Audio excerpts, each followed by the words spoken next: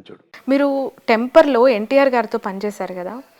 తన క్యాలిబర్ గురించి మాట్లాడాలంటే ఏం మాట్లాడగలుగుతారు? ఎందుకంటే మొన్న ఏలూరులో ఒక ఫ్లైఓవర్ కింద అసలోడు వచ్చేవాడు కొసరోడికి పండగే అని ఒక పోస్టర్ పెట్టారు.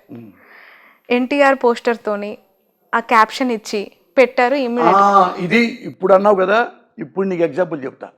ఇప్పుడు ఒక వాల్ పోస్ట్ వేశాడు, వాళ్ళు ఫ్రెండ్లీ సరదాగా వేసి ఉంటాడు. అసలాడు వచ్చేవరకే కొసరోడు అంటే మరి లోకేష్ కాల్దా, చంద్రబాబు కాల్దా, ఎన్టీఆర్ మీద కోపం రాదా? వాళ్ళు ఏమనుకోవాలి? ఎన్టీఆర్ ఫ్యాన్స్కి బుద్ధి చెప్పాలనుకుంటారుగా. అదేంటి అట్లా మాడతారేంటయ్యా, తప్పు కదా, ఆ మాట అట్లా వాడకూడదు కదా. జూనియర్ ఎన్టీఆర్ ముఖ్యమంత్రి అవ్వాలి కోరుకోండి, తప్పులే. రేపైనా ఎల్లుండైనా వాళ్ళ తాత లక్షణాలు ఉన్నాయి, వాళ్ళ తాతలాగా ఉంటాడు, ఈయనే ముఖ్యమంత్రి అవ్వాలి అని కోరుకోవటం ఏమాత్రం తప్పులేదు. అంటే అలా కోరుకునే వాళ్ళ సంఖ్య రోజు రోజుకి రెట్టింపు అవుతుంది.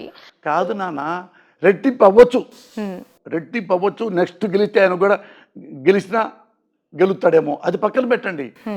అది తప్పు అంట కాన్సెప్ట్. అసలాడు వచ్చే వరకే కొసరోడు అంటమని తప్పు. అప్పుడు అది ఇందాక అన్నావు చూడు నువ్వు, అది రాంబాబు చెప్పావే, రాంబాబు అందులో పెట్టారని. సేమ్ అదే ఇది ఒకటే అనుకోండి.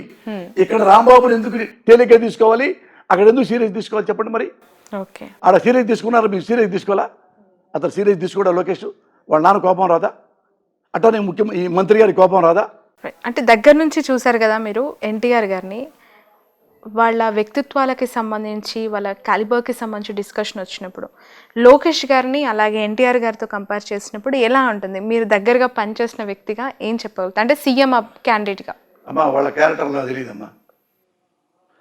అన్ని ఇక్కడ కూర్చొని నేను జడ్జిని కాదు, వాడి క్యారెక్టర్ ఏంటి అంటే ఒక సినిమాలో కలిసి మీరు ట్రావెల్ చేశారు. అవి అన్నెసరీ. అన్నెసరీ అంటే కారణం ఉంది నాకు. ఎందుకంటే ఏమి చెప్పగలం అంటే, ఎన్టీ రామారావు బాగా యాక్ట్ చేస్తాడ, జూనియర్ ఎన్టీఆర్ తీయకల ఎన్టీఆర్ అనొచ్చు. ఎన్టీఆర్ బాగా యాక్ట్ చేస్తాడా, one of the best performer. ఇంకా నా మనసులో చెప్పుకోవాలంటే తెలుగు ఇండస్ట్రీలో అందరు ఆర్టిస్టుల కంటే నెంబర్ 1 ఆర్టిస్టు ఎన్టీఆర్. అంతవరకు యాక్టింగ్ చెప్పగలను, నేను ఆర్టిస్ట్ని కాబట్టి అవి చెప్పగలను. అలాగే డ్యాన్సు ఒకప్పుడు చిరంజీవి తీసేయండి, చిరంజీవి పెద్దవాడు అయిపోయాడు కదా, ఇళ్లలో చెప్తున్నా.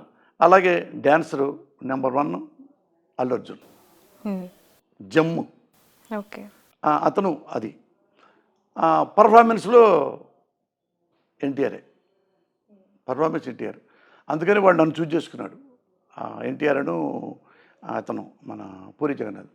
రియల్ లైఫ్లో కూడా సిన్సియర్గా జనం ఎలా ఫీల్ అవుతారు, అతను 2 రకాలు ఉంటాడు. పోసాన్ గారు అయితే సిన్సియర్ అంటే జనం నమ్ముతారు, మూర్తి గారు ఇది మంచోడు, దొంగవాడు కాదు, ఎదవ కాదు, అందుకని సెలెక్ట్ చేశారు. బ్రో సినిమాకి సంబంధించి త్రివిక్రమ్ గారు ఇంటెన్షనల్గా ఈ సిట్ క్రియేట్ చేశారు. స్కిట్కి సంబంధించి పూర్తి అంటే రైటప్ అంతా తనే చేశారు అని చెప్పి వార్తలు వచ్చాయండి. అంటే త్రివిక్రమ్ గారి గురించి పర్సనల్గా మాకు తెలియదు కాబట్టి అలాంటి ఇంటెన్షన్స్ ఉండుంటాయి అతనికి చేసే అవకాశం తెలియదు.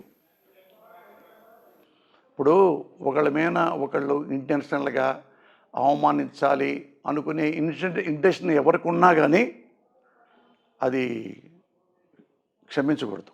ఓకే, ఎవడైనా సరే. ఇప్పుడు జోక్ అనుకో, సరదాగా ఇప్పుడు నాది క్యారికేచర్ చాలాసార్లు వేశారు, నవ్వుకుంటాను నేను కూడా. నన్ను మిమిక్రీ చేస్తుంటారు స్టేజ్ మీద, నన్ను ఎదురు కూర్చోబెట్టి, తప్పులే. అలాగే పవన్ కళ్యాణ్ కానీ, చిరంజీవి కానీ, నాగబాబు కానీ, నాలంటోడు కానీ, ఇట్లా వాళ్ళంతా విఐపీస్ కదా, వాళ్ళ మీద సరదాగా కామెడీ చేసి ఇస్తే తప్పులే. నువ్వు ఎవడైనా సరే, ఈ సినిమా ఆ సినిమా అని అంటలా, ఎవరైనా సినిమా మాధ్యమాన్ని వాడిని అవమానించడానికి ఈ క్యారెక్టర్ పెట్టరా అంటే తప్పు. అది ఎవడైనా సరే తప్పు.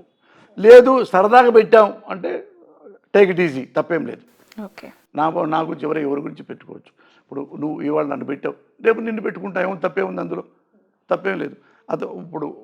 అతను ఇప్పుడు ముఖ్యమంత్రి మంత్రి అనుకోండి, ఈ మంత్రి దీనివల్ల ఇది ఇక్కడ పెట్టడం వలన అతను పెయిన్ ఫీల్ అవుతాడు అన్నారనుకోండి, అతనితో చెప్పచ్చు, మినిస్టర్ గారు ఒక కిట్ పెట్టుకుంటున్నాం మీది విత్ పర్మిషన్ అంటే టేక్ ఇట్ ఈజీ అంటాడు.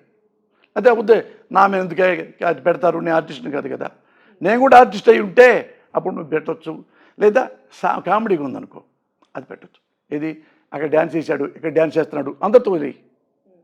అరే ఒరే మరి తిట్టు కూడా ఆర్టిస్ట్ని. ఆర్టిస్ట్గా చాలా సినిమాల్లో పనిచేశారు కదా, ది బెస్ట్ క్యారెక్టర్ మీకు హార్ట్ టచింగ్ క్యారెక్టర్ ఏది? అవి ఒకటే లేదు శ్రావణి, నేను ఎన్ని ఒకేలా చూస్తా. నేనేం చూస్తానంటే పొద్దున వెళ్తా, సాయంత్రం వస్తా.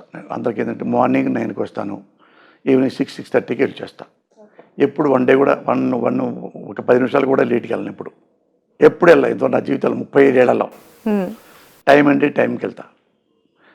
9కి వెళ్ళను, చీకట్లో నైట్ షూట్లు చేయను.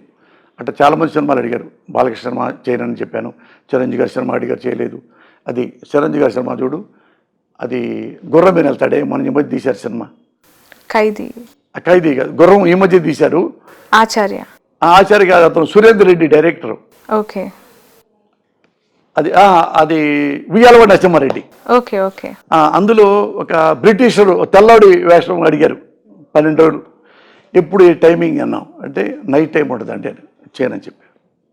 పెద్ద హీరోదైనా కూడా ఎవరైనా చేయను. అట్లా 40-50 సినిమాలు మనిషి. ఎందుకలా నైట్ టైం ప్రాబ్లం? ఉద్యోగంలాగా ఉండాలి నాకు సినిమా అంటే. నెక్స్ట్ సినిమా జీవితం కాదు, సినిమా జీతం కోసం, నా కుటుంబం జీవితం కోసం. ఈ జీతం కోసం డే నైట్ పనిచేస్తే ఎప్పుడు నా పిల్ల మెడలతోనే తిరగాలి. ఈ డబ్బులు ఏం చేసుకోవాలి? నైట్ టైము, నైటు తెల్లగడ 2 దాకా ఉంటుంది నా షూటింగ్. అలాగే మళ్ళీ పూరి జగన్నాథ్ గారి సినిమా ఉంది, ఇది మన బాలకృష్ణ గారి సినిమా. అది ఏదో అది బాలగారి లేటెస్ట్ బాలైతే తీశాడు ఆయన. అక్కడ అల్యూమినియం ఫ్యాక్టరీలో నైట్ టైం పైసా వసూలు, దానికి అది 12 రోజులు అడిగారు. నైట్ మార్నింగ్ తెల్లారి 4 దాకా ఉంటుందండి, బాగుంటుంది క్యారెక్టర్ అంటే. నైట్ ఇది ఆయన నాకు ఇష్టమే, ఆయన మంచి వేషం ఇచ్చాడు నాకు, ఇది టెంపర్లో కూడా. ఆయన డైరెక్ట్గా నేను చేయలేను, నైట్ టైం చేయనండి, నేను రాను. మళ్ళీ ఓన్ ఫిల్మ్ కూడా కొడుకు సినిమా కూడా అడిగాడు, నేపాలు అటు వెళ్ళాలి, అటు రాజస్థాన్, అట్లా డే నైట్ మంచులో. అవి నేను చేయలేను సార్, నా వల్ల కాదు సార్. మార్నింగ్ వస్తా, 9 to 6, 8:30కి వెళ్తా. సినిమాలే ప్రపంచం, సినిమా లేకపోతే జీవితమే లేదు, పిచ్చి ఇంకా అని అనుకునే వాళ్ళకి మీరు ఇప్పుడు చెప్తున్న పాయింట్స్ అన్ని చాలా టిపికల్గా కనిపిస్తాయి. అంటే ఉద్యోగం లాగా ఉండాలి సినిమా. నువ్వు సినిమా ఇండస్ట్రీకి చెప్తారుగా, ఇండస్ట్రీకి ఎందుకు? అంటే అలా అనుకునే వాళ్ళకి మీ నుంచి చాలా నేర్చుకోవాల్సి ఉంటుంది. ఏం మెసేజ్ ఇస్తారు యంగ్స్టర్స్కి అవకాశాల కోసం? అది వాళ్ళు తెలుసుకోవాలి. నాకేం ఇష్టం అంటే, నేను మ్యారేజ్ చేసుకున్నా, నాకు భార్య బిడ్డలు ఉన్నారు. పగల షూటింగ్కి వెళ్తాం, నైట్ ఇంకో షూటింగ్కి వెళ్తాం, తెల్లారగట్ట 4 దాకా వస్తాం, అలసిపోయి వస్తాం. అప్పుడు మా ఆవిడ మేలుకొని 12కి పడుకుంటుంది, తెల్లారి తలుపు కొట్టాలి వచ్చి 4ంటికి. అప్పుడు ఆమె నిద్ర ఉండదు, అప్పుడు నేను అన్నం తినలేను, ఆమె సరిగా అన్నం తినలేదు. ఆ పిల్లలు ఏమో తలుపు కొట్టి నైట్ తలుపు కొట్టి ఎవరంటే నాన్న వచ్చాడని వాళ్ళు నిద్ర లేస్తారు.